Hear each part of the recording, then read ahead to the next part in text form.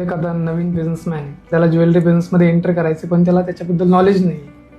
मग त्यानं कुठल्या गोष्टी लक्षात घेतल्या पाहिजे किंवा ज्वेलरी बिझनेसमध्ये काय काय गोष्टी असतात ज्या लक्षात घेतल्या पाहिजे? सगळ्यात पहिल्यांदा म्हणजे मला ज्वेलरी बिझनेस स्टार्ट करायचा आहे, तर तो का करायचा आहे हे सगळ्यात पहिल्यांदा समजून घेणं गरजेचं आहे. की हल्लीच्या दिवसामध्ये जो सोन्याचा भाव आहे, चांदीचा भाव जे काही आहे ते बघता त्याच्यामध्ये इन्व्हेस्टमेंट ही वास्ट आहे. ठीक आहे. दुसरी गोष्ट, त्याच्यातलं मला नॉलेज किती आहे. जर समजा तुम्हाला घर आधीचं बॅकग्राऊंड काही असेल आणि तुम्ही फॅमिली बिझनेस असेल त्याच्यामध्ये आणि तुम्ही त्याच्यात येत आहात, तर ती गोष्ट वेगळी, त्याला तुम्ही एक नवीन प्रकार देऊ शकता किंवा नवीन पद्धतीने तुम्ही. पण जर तुम्हाला बॅकग्राऊंड काहीच नाही आणि तुम्ही त्याच्यामध्ये हे करताय, तर तुम्हाला खूप मोठा अभ्यास त्याच्यामध्ये करून उतरावा लागेल. सगळ्यात वेगळं का सुरगायचं, एखाद्याने केला आणि तो खूप छान चाललेला आहे म्हणून मला करायचं आहे, याच्यामध्ये तुमचं ते काही 4 दिन की चांदणी राहणार आहे.